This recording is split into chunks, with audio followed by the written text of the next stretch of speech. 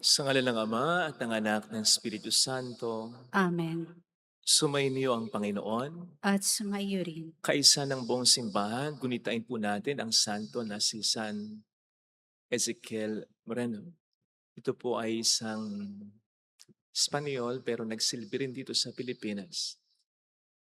Siya ay sinasabing patron ng mga may sakit na cancer. Hilingin po natin ng kanyang panalangin, di lamang para sa mga may sakit, kundi para sa mga nagnanais na sumunod sa Panginoon at magbagong buhay. Upang tayo maging marapat sa misang ito, magsisimula po tayo para sa ating mga kasalanan at pagkukulang. Tayo pong lahat, inaamin ko sa makapangyarihang Diyos At at sa sa inyo inyo mga mga kapatid, kapatid, na na lubha lubha akong akong nagkasala nagkasala sa isip, sa salita at sa gawa, at at sa sa aking aking pagkukulang. pagkukulang. Kaya Kaya sinasamo isinasamo ko ko sa sa mahal mahal na na Birheng Birheng Maria, Maria, sa sa lahat lahat ng ng mga mga anghel anghel at at mga mga banal, banal, at sa inyo mga kapatid, na ako'y panalangin sa Panginoong ating Diyos.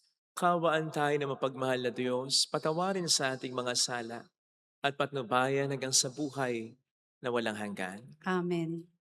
Panginoon, kaawaan mo kami. Panginoon, kaawaan mo kami. Kristo, kaawaan mo kami. Kristo, kaawaan mo kami. Panginoon, kaawaan mo kami. Panginoon, kaawaan mo kami. Yumuko tayo, maaaring ibulong sa Panginoon ang ating intensyon. Pagdasal natin ng intensyon na iadya tayo ng Panginoon sa malakas na lindol. Pagdasal natin ng mga tumutulong sa ating simbahan, ang mga may sakit at mga nag-aalaga sa kanila, ang mga kasama natin ngayon sa pagsisimba. Manalangin tayo. Ama naming makapangyarihan, itinuro mo sa iyong sambayan ng sundin ang mga utos mong bigay sa pag-ibig sa iyo at sa kapwa-tao. Kaming tumutulad kay San Ezekiel Moreno na mapagkawang-gawang totoo ay pagkalooban mong mapabilang sa mga pinagpala sa kaharian mo. Sa pamamagitan ni Jesucristo, kasama ng Espiritu Santo magpasa walang hanggan. Amen. Ang salita ng Diyos mula sa aklat ni Propeta Ezekiel. Sinabi sa akin ng Panginoon, Tao, magpahayag ka laban sa mga pinuno ng Israel. Sabihin mong ipinasasabi ko, nakatakda na ang parusa sa inyo, mga pinuno ng Israel. Sarili ninyo ang inyong iniintindi at hindi ang mga tupa. Iniinom ninyo ang gatas, nagdaramit kayo ng lana, nagpapatay ng mga pinatabang hayop, ngunit hindi ninyo pinakakain ang mga tupa. Bakit hindi ninyo pinalalakas ang mahihina, ni ginagamot ang mga may sakit, ni hinihilot ang mga pilay? Bakit hindi ninyo hinahanap ang nawawala, ni ibinabalik ang nalalayo? Sa halip ay ginagamitan ninyo sila ng kamay na bakal. Sila'y nangangalat at nilalapa ng mababangis na hayop pagkat walang pastol. Ang mga tupa ko'y nagkalat sa mga bundok, burol at sa lahat ng panig ng daigdig. Ngunit walang ibig humanap sa kanila. Dahil dito, mga pinuno, dinggin ninyo ang aking sinasabi. Ako ang Diyos na buhay. Ang mga tupa ko'y pinipinsala at nilalapa ng mababangis na hayop, pagkat walang nangangalaga. Hindi hinahanap ng mga pastol ang aking mga tupa.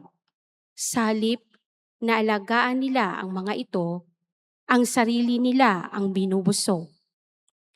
Kaya nga makinig kayo, mga pastol. Pakinggan ninyo itong aking sinasabi. Laban ako sa inyo. Pananagutan ninyo ang nangyayari sa aking mga tupa. Hindi ko na kayo gagawing pastol upang hindi na ninyo mabusog ang inyong sarili. Ilalayo ko kayo sa inyo ang aking mga tupa at hindi na ninyo mapakikinabangan ang mga ito. Ito ang ipinasasabi ng Panginoon. Ako mismo ang maghahanap at mag-aalaga sa aking mga tupa. Ang salita ng Diyos. Salamat sa Diyos. Pastol ko'y Panginoong Diyos, hindi ako magdaraho. Pastol ko'y Panginoong Diyos, hindi ako magdaraho. Panginooy aking pastol, hindi ako magkukulang. Ako'y pinahihimlay sa mainam na pastulan at inaakay niya ako sa tahimik na batisan. Binibigyan niya ako niyong bagong kalakasan. Pastol ko'y Panginoong Diyos, hindi ako magdaraho. At sang-ayon sa pangako na kanilang binitawan, sa matuwid na landasi, doon ako inaakay. Kahit na ang daang iyo'y tumatahak sa karimlan, hindi ako matatakot pagkat ika'y kaagapay. Ang tungkod mo at pamalo, ang gabay ko at sanggalang. Pastol ko'y Panginoong Diyos, hindi ako magdaraho. Sa harapan ng lingkod mo, ikaw ay may handang dulang. Ito'y iyong ginagawang nakikita ng kaaway. Nalulugod ka sa akin na ulo ko ay langisan, at pati na ang kalis ko ay iyong pinaaapaw. Pastol ko'y Panginoong Diyos, hindi ako magdaraho. Tunay na ang pag-ibig mo at ang iyong kabutihan. Sa sakit tataglayin habang ako'y nabubuhay. Doon ako sa templo mo, lalagi at mananahan. Pastol ko'y Panginoong Diyos, hindi ako magdaraho.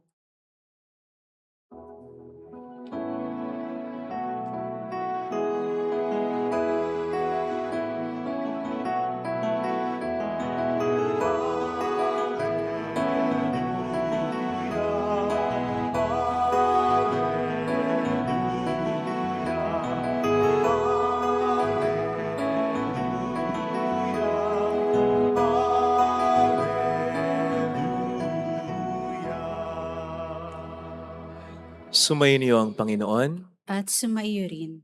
Ang mabuting balita po ng Panginoon ayon kay San Mateo. Papuri sa iyo, Panginoon. Noong panahong iyon, sinabi ni Jesus sa kaniyang mga alagad ang talinghagang ito. Ang paghahari ng Diyos ay katulad nito. Lumabas ng umagang-umaga ang may-ari ng ubasan upang humanap ng mga manggagawa. Nang magkasundo na sila sa upa na 1 denaryo maghapon, sila'y pinapunta niya sa kanyang ubasan. Lumabas siyang muli nang mag-ikasyam ng umaga at nakakita siya ng iba pang tatayo-tayo lamang sa liwasang bayan. Sinabi niya sa kanila, pumaroon din kayo at magtrabaho sa aking ubasan at bibigyan ko kayo ng karampatang upa. At pumaroon nga sila. Lumabas na naman siya nang mag-ika-12 ng tanghali at nang mag-iikatlo ng hapon at gayon din ang ginawa niya. Nang mag-iikalima ng hapon, siya'y lumbas uli at nakakita pa ng mga ibang wala ring ginagawa. Sinabi niya sa kanila, bakit kayo tatayo-tayo lang dito sa buong maghapon? Wala pong magbigay sa amin ng trabaho eh.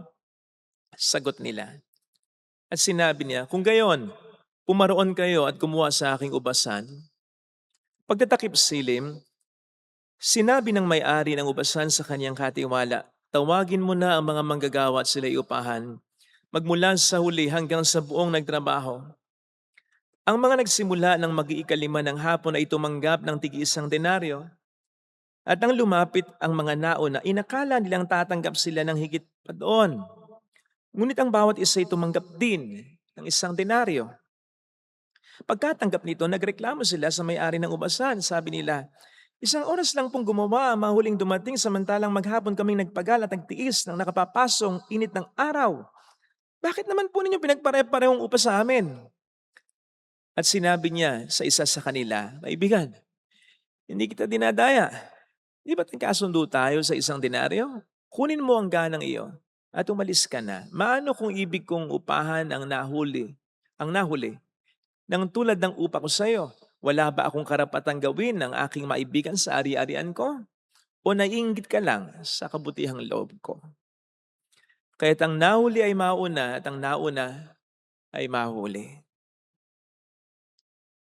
Mga kapatid, ang mabuting balita ng Panginoon. Pinupuri ka namin, Panginoong Hesukristo. Welcome sa Our Lady of Lassal at Quasay Parish kung saan ayos lang pong umiyak at samahan tayo ng mahal ay nasa pag-iyak at sa pagdarasal sa kanyang anak pang maging maayos ang lahat. Alam po natin na meron tayong kasabihan, huli man daw at magaling ay naihahabol din. Pero minsan may nagsasabi, huli man daw at magaling, huli pa rin. Ito'y parang pag-aalis o pagbabawas ng halaga sa mga bagay na ginagawa ng huli na. Halimbawa, yung huli ng umaksyon, huli ng nagpakabuti, huli na ng bago. Iba pa rin nga daw kasi yung sa una pa lang, or at least on time. Wala nga naman daw mga panahon o pagkakataon na masasayang. Well, hindi po ganyan ang pagtingin ng Panginoon natin sa mga huling dumarating or latecomers sa kanyang kaharian. Yan po ang pinapakita sa ating ebanghelyong napakinggan kung saan yung may-ari ng ubasan ay nagbigay ng upa sa mga nahuli ng nagtrabaho na katulad ng inupa rin niya sa mga naunang nagtrabaho. Hindi sinabi ng may-ari ng ubasan na by the way ay sumisimbolo sa Diyos. O dahil huli na kayo nagtrabaho, o kaya dahil huli na kayong umaksyon, huli na kayong nagpakabuti, huli na kayong nagsisi, wala na o bawas na ang grasya na ibibigay ko sa inyo. Hindi ganun ang Diyos. Hindi siya tulad nating mga tao. Meron po kaming basketball team, kaming mga pare dito sa Bulacan. Ang tawag sa amin ay Paring Bulacan yung basketball team. Ang coach namin ay ang ating kaibigan, Father Chicks Garcia. At ang isa sa ginagawa niya bilang coach, of course, ay ang magdesisyon kung sinong ipapasok o ilalabas niyang players. Napapansin ko sa kanya, priority niya yung mga unang dumarating sa warm-up, yung mga nagwa-warm-up. At syempre, yung mga nagpa-practice, di ba? Pagdating ng first 5, yun ang unahin niya. Yun ang ipapasok niya. Na para sa akin ay tama lang. Dahil kung ako nasa kalagayan niya, yun din ang gagawin ko. Unang-una, ba't mo ipapasok yung hindi nag-warm up? O yung hindi nag-practice? At pangalawa, incentive sa mga nagwa-warm up, sa mga nagpa-practice. Ganon tayo. Ganon ang normal na sitwasyon natin. Sabi ko nga, kahit ako nasa kalagayan ni Father Jigs, yun din ang gagawin ko. At kaya nga din tayo may expression na first come, first serve. Diba? At meron din tayong sistema na seniority system. Yung mga mas nakatatanda o mas matagal na, di ba? Pero hindi ganoon sa salvation economy ng Diyos. God is not like that when it comes to the latecomers in His kingdom. For Him, latecomers in His kingdom are not second 5, second best, second class. For Him, like the first comers, latecomers are also first 5, first class. The best. Hindi niya sasabihin sa mga nahuli, huli man daw at magaling, huli pa rin. Instead, malamang sasabihin niya, huli man at magaling, magaling pa rin. At ang magandang halimbawa dito ay yung magnanakaw na bago mamatay ay nakiusap kay Jesus, Jesus, alalahanin mo ako pag nag-aahari ka na. Na hindi natin alam kung gaanong naging napakasama at hindi rin natin alam kung may nagawang mabuti para sa Diyos at para sa kaniyang kapwa. Pero nang mamamatay na siya, sa huli na, at makiusap siya kay Jesus, naka-jackpot siya, naging mapalad siya. Sapagkat hindi sinabi ng ating Panginoon sa kanya, too bad, you're too late, dapat dati pa. O kaya, o sige, isasama kita sa paraiso pero sa purgatorio ka muna. Dapat munang malinis ang iyong kaluluwa. Ang lagay ba'y mauna ka pa sa aking ina o sa aking alagad na narito, sa mga tagasunod kong narito? Mauna ka pa kaysa sa kanila? Kapanlaman ng mukha mo. Hindi fair yun. Hindi. Sa halip ay buong pusong sinabi ng Panginoon sa kanya. Buong puso kasi kahit na mamatay na si Jesus, inipon pa niya ang kanyang lakas para sabihin yung sinasabi ko sa iyo. Ngayon din ay isasama kita sa paraiso. Sapagkat para kay Jesus, kahit latecomer ang magnanakaw na ito, tinatrato pa rin niyang the best. Ito.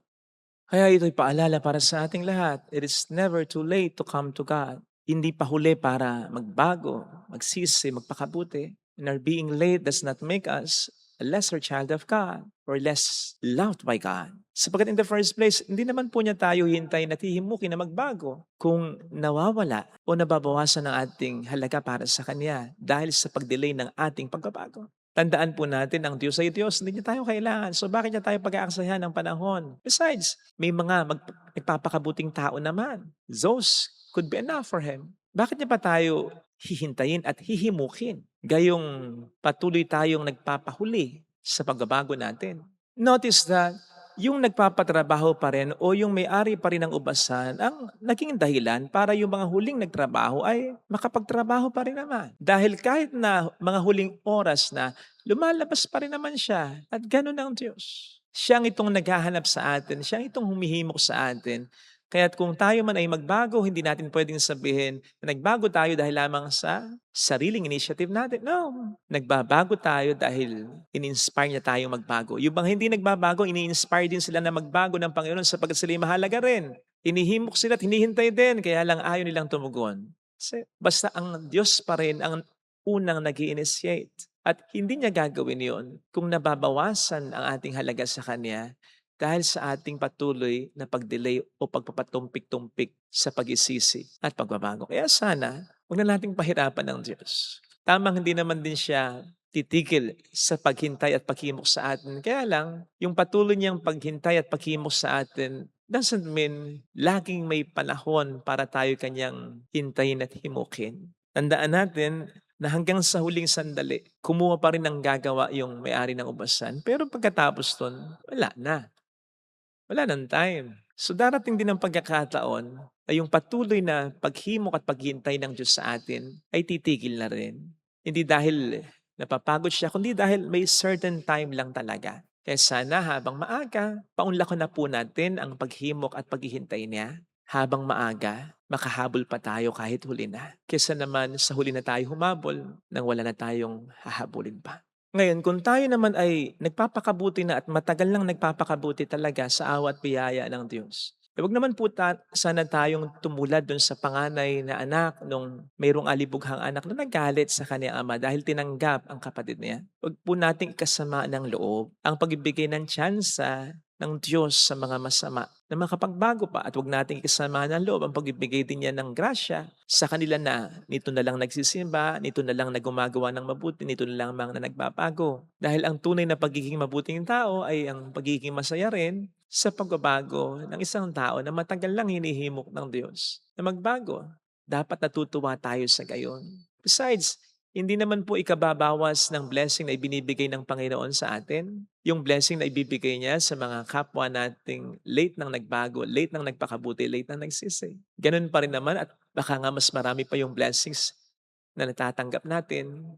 Bukod pa siya siyempre, tatamuhin nating blessings sa kalangitan. Natatandaan niyo naman po siguro yung sinabi ni San Agustin matapos ang kanyang pagbabago. Late have I loved thee. Huli na lang ng mahalin kita. Na para bang nandun ang pag-isisi na dapat ay dati pa. Kasi iba pa rin yung dati na at matagal lang nagpapakabuti kaysa sa huli ng nagpakabuti o nagsisi. Siyempre, iba in a sense na mas marami pa rin silang natatanggap na biyaya dito sa lupa na dapat ay natatanggap na rin ng mga taong matagal nang dapat na nagsisi. Kaya dun po sana natin makita yon. Huwag nating kasama ng loob yon. Sa halip ay ikatuwa pa natin sapagkat kapatid natin sila at wala nang mas gaganda pang eksena para sa ating tunay na magulang, tunay na ama ang ating Diyos. Kundi yung mailigtas niya tayong lahat na magkakapatid na magkakasama. Ito sana mga kapatid ang ating pagdasal na biyaya sa ating banal na misa. Lagay natin ang ating kanang kamay sa tapat ng ating puso.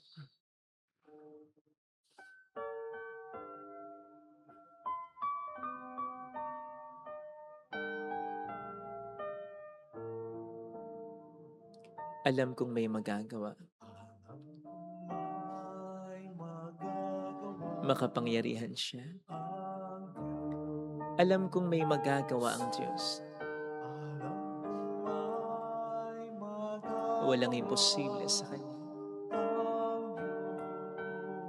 Kung ako'y magtatapat, sa Kanya'y maglilingkod, alam kong may magagawa ang Diyos. Ang Diyos Alam kong di rin ginang Diyos ang samo ko, sapagkat anak niya ako.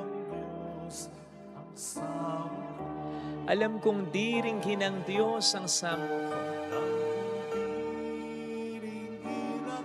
sapagkat alam niya ang kalagayan mo. Kung ako'y magtatapat, sa Kanya'y maglilingkod, alam kong di rin ginang Diyos ang samo ko.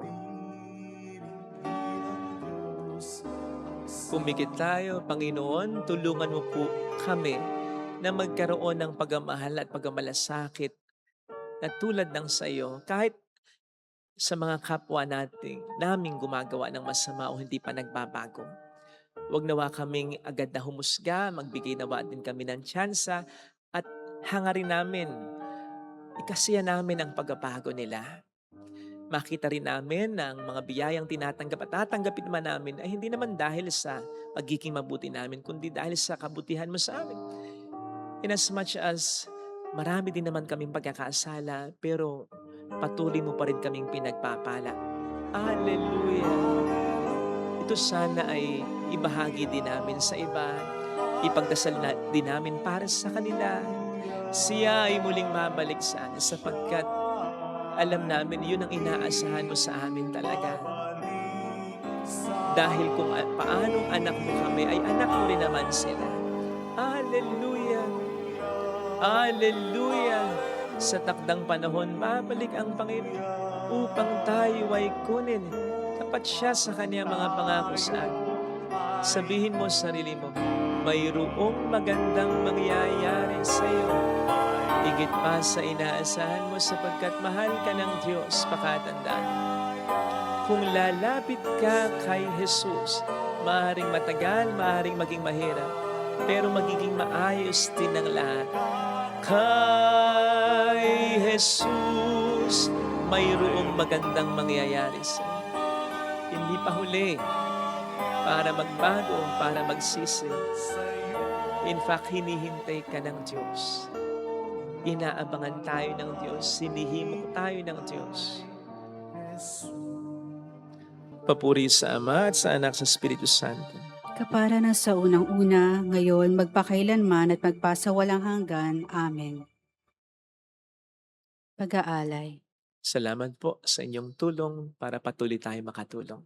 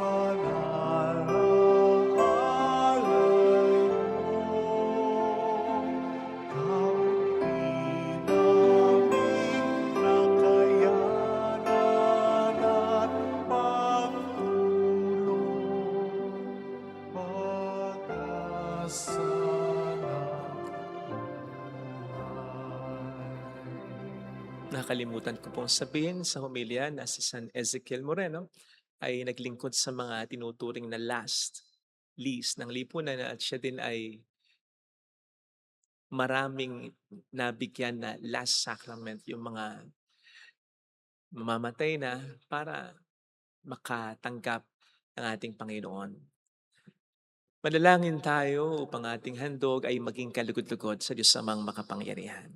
Tanggapin nawa ng Panginoon itong paghahain sa iyong mga kamay, sa kapurihan niya at karangalan sa ating kapakinabangan at sa buong sambayanan niyang banal. Ama naming lumikha, tanggapin mo ang mga alay ng iyong bayan at ipagkaloob mong kaming gumugunita sa ginanap ng iyong anak sa kalakhan ng kanyang pag-ibig ay mapatatag ng halimbawa ng mga banal sa pamamagitan ng Hesukristo kasama ang Espiritu Santo magpasa walang hanggan. Amen. Sumainyo ang Panginoon. At sumayo Itaas sa rin, Diyos ang inyong puso at diwa. itinaas na namin sa Panginoon. Pasalamatan ng ating Panginoong Diyos. Marapat na siya ay pasalamatan. Ama naming makapangyarihan, tunay nga pong marapat na ikaw ay pasalamatan.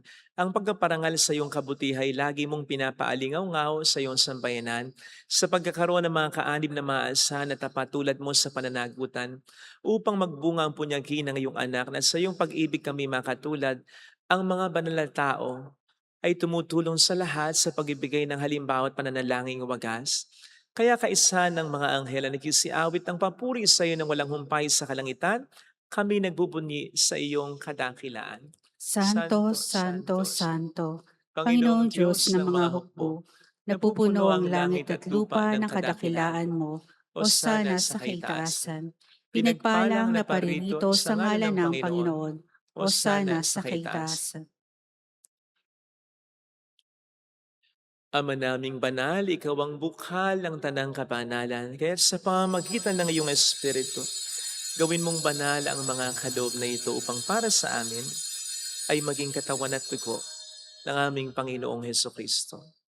Bago niya pinagtiis ang kusang loob na maging handog, inawakan niya ang tinapay, pinasalamatan kaniya, pinaghati-hati niya iyon, iniabot sa kaniyang mga alagad at sinabi, "Tanggapin ninyong lahat ito at kanin. Ito ang aking katawan na iahandog para sa inyo."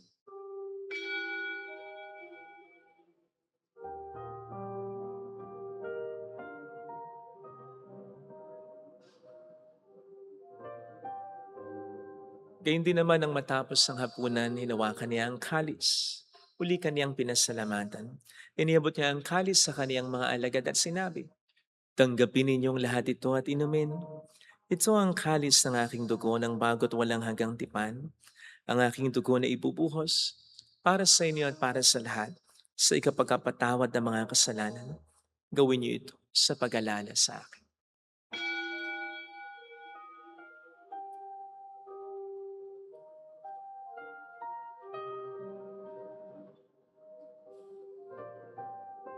Ang misteryo ng ating pananampalataya. Si Kristo'y namatay, si Kristo'y nabuhay, si Kristo'y babalik sa wakas ng panahon. Ama, ginagawa namin ngayon ang pag-alaala sa pagkamatay at muling pagkabuhay ng iyong anak.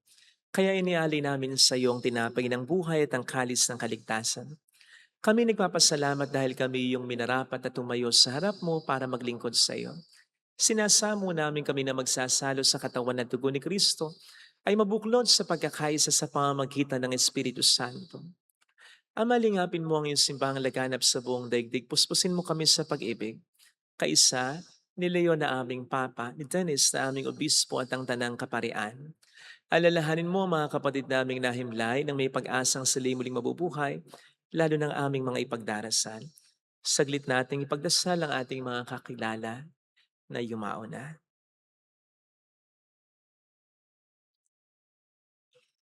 Kawaan mo sila at patuloyin sa iyong kaliwanagan. Kawaan mo at paging tapatin kaming lahat na makasalo sa iyong buhay na walang wakas. Kay isang mahal na birhen ng Lasalet, ang ina ng Diyos, isanuse ang kabiyak ng kanyang puso lahat ng mga banal na namuhay dito sa daigdig ng kalugod-lugod sa iyo.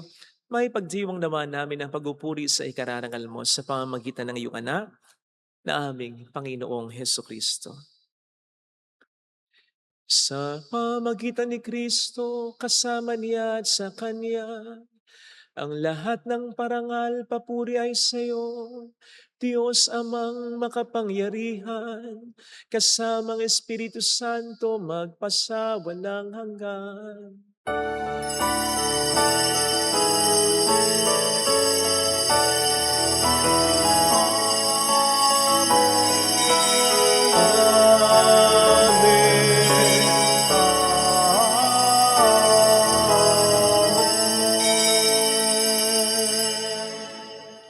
Tumawag tayo sa Ama.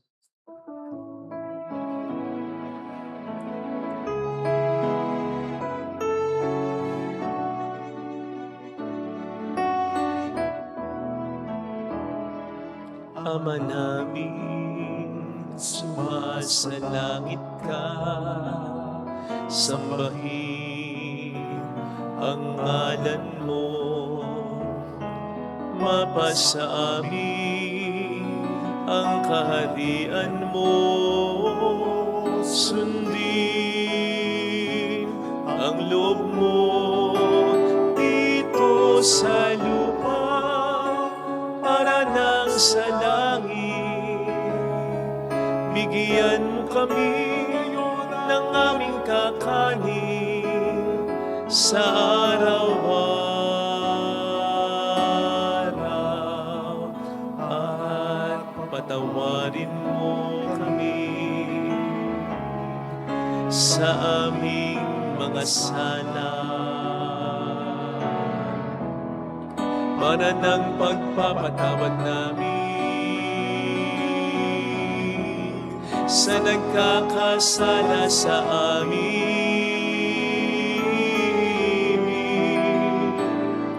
At huwag mo kami ipahintulot sa tukso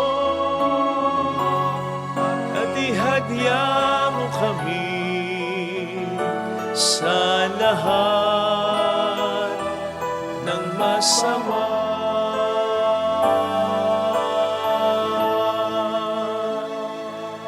Niling namin kami adya sa lahat ng masama, pagkalooban ng kapayapaan araw-araw, iligtas sa kasalanan, samantalang aming pinaghahandaan ang dakilang araw ng pagkapahayag ng tagapagligtas naming sa Heso Kristo. Sapagkat iyo ang kaharian, ang kapangyarihan at ang kapurihan magpakailanman. Amen. Panginoong Heso Kristo, sinabi mo noon, sinasabi mo rin sa amin ngayon, kapayapaan ang iniiwan ko sa inyo, aking kapayapaan ang binibigay ko. Tunghayan mong aming pananampalataya, wag ang aming pagkakasala. Pagkalooban mo kami ng kapayapaan at pagkakaisa sa iyong kalooban, kasama ang Espiritu Santo magpasa walang hanggan. Amen. Ang kapayapaan ng Panginoon ay sumainyo daw ang lahat. At sumaiyo'y Magbigayan tayo ng kapayapaan sa isa't isa. Kapayapaan po. Peace be with you. Kapayapaan. Kordero ng Diyos Na na nag-aalis nag-aalis sa ng mga mga kasalanan kasalanan ng sanlibutan, maawa ka sa amin. Kordero ng Diyos na nag-aalis ng mga kasalanan ng sanlibutan, maawa ka sa amin. Kordero ng Diyos na nag-aalis ng mga kasalanan ng sanlibutan, ipagkaloob mo sa amin ang kapayapaan.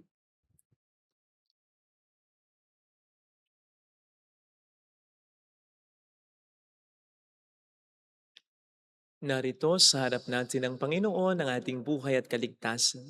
Mapalad tayong inaanayahan. Panginoon, hindi ako karapat-dapat na magpatuloy sa iyo, ngunit sa isang salita mo lamang ay gagaling na ako.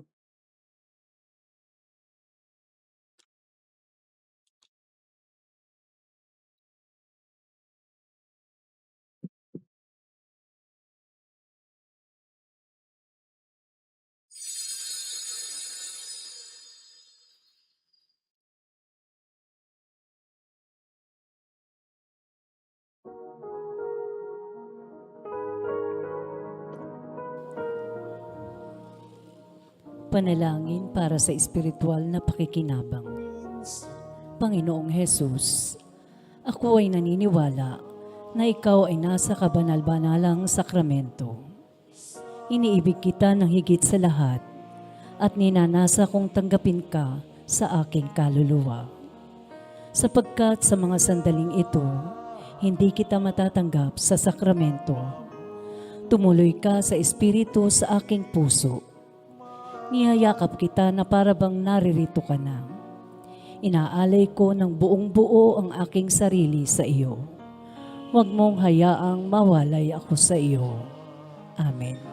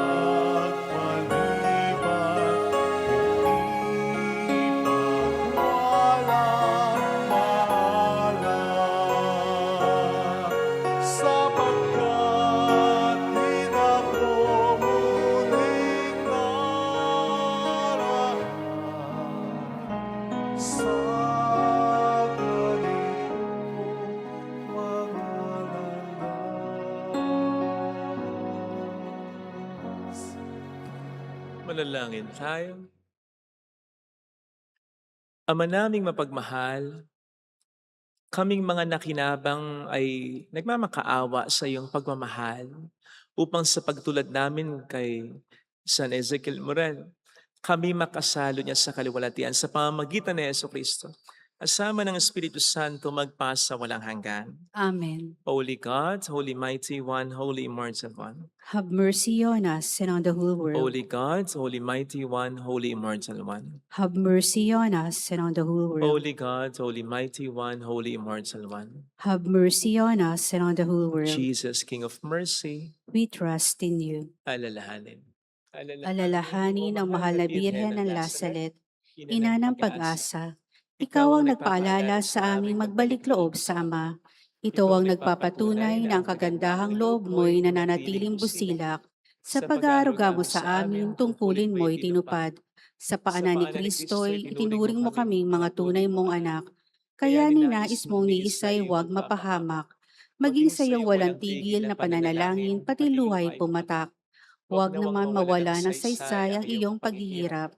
Hiling nawa namin sa iyo o aming inang liyag, na matapos ang pakikibaka namin sa mundong ito at sa pananatili naming tapat kay Kristo, sa kapurihan mo'y makibahagi kaming ganap, upang kung nasaan ka ngayon ay maparoon din kaming lahat, at ang kaganapan ng kalwalatian ng Diyos Amay tuluyang matupad. Siya nawa. Mahal na Birhen ng Lazaret, tagapagkasundo ng mga makasalanan, Ipanalangin mo walang patid kami mga dumudulog sa iyo. maraming pong salamat sa inyong lahat, sa inyong pakikisat, sa mga tinutulong po ninyo na nagiging dahilan para marami din po tayong matulungan. Thank you po. Ang Panginoon na po ang bahalang magsukli sa inyo. Thank you. Sumainyo ang Panginoon. At sumayoy. Pagpalain kayo kasama ang ating pamilya ng mapagmahal na Diyos, ng Ama at ng Anak at ng Espiritu Santo. Amen. Bumayo tayo sa kapayapaan ni Kristo. Salamat sa Thank you. Diyos.